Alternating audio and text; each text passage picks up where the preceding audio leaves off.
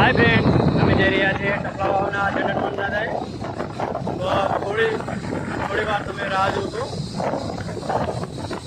અમે તમને પણ ટપલા વાવ દાદાના દર્શન કરાવીશું.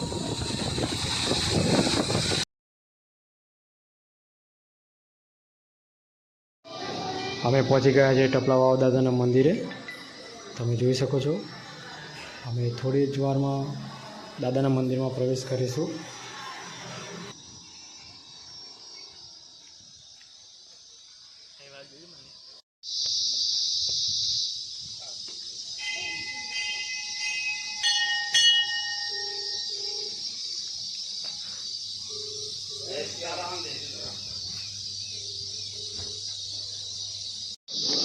આ મારા ભાઈઓ છે જે શંકર ભગવાનને પ્રસન્ન કરવા માટે પૂજા કરી રહ્યા છે.